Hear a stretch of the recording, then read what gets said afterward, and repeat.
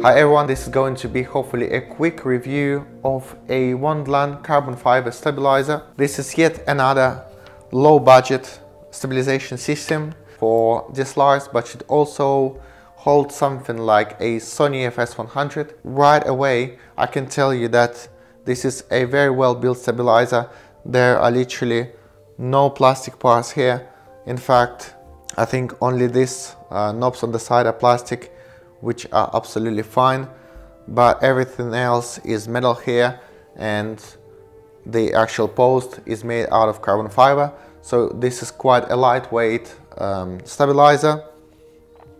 It has pretty much all the features you would expect from such stabilizer, much better design than some of the cheapest stabilizer you can get on Amazon, on eBay.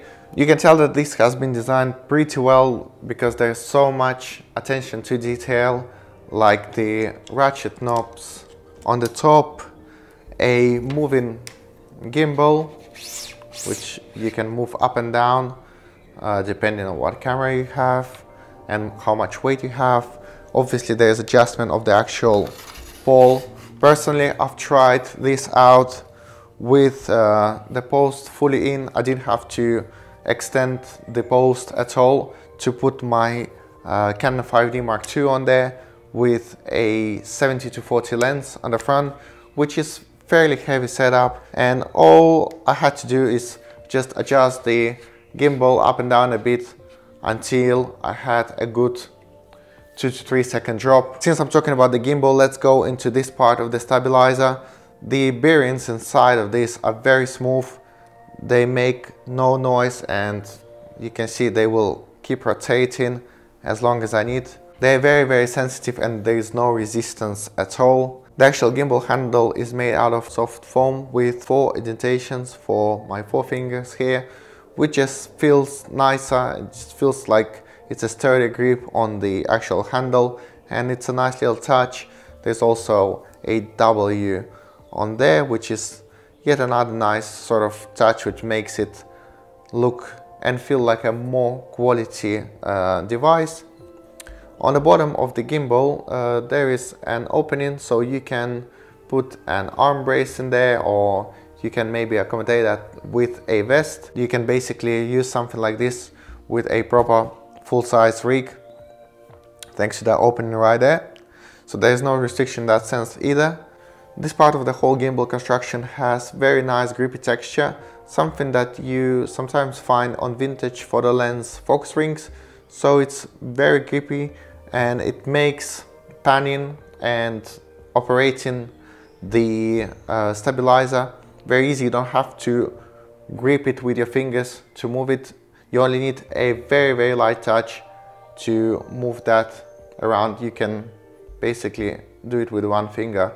That's how nice and grippy that is, combining with the very nice bearing inside. Moving on to the top part of the stabilizer, I can tell you that this is a very well designed top part with a sliding removable plate with just 2 knobs for fine adjustment of the front to back movement and side to side movement.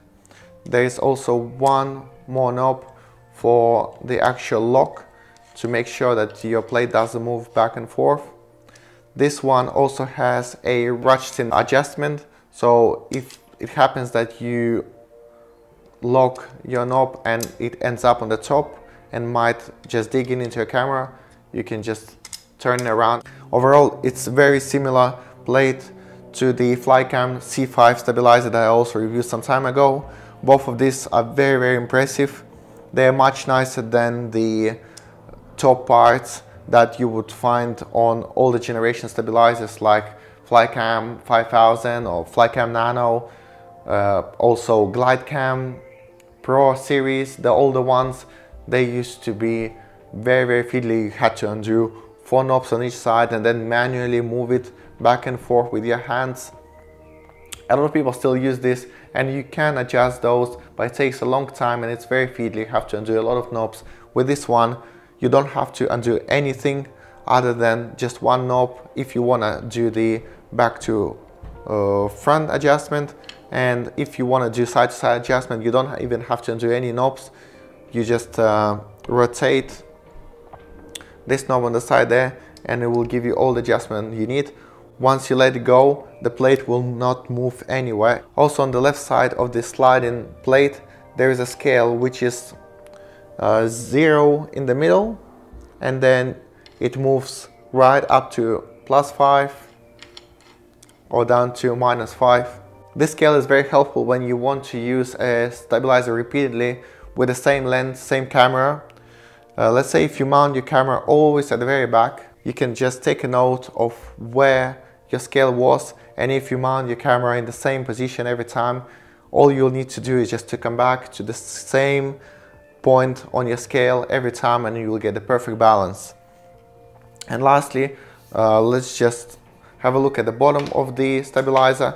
So there are two weights here which are adjustable at the bottom here, so you can take them in and out a little bit, but I must say I prefer a wider place on the bottom, something that you would probably find on something like Glidecam HD series.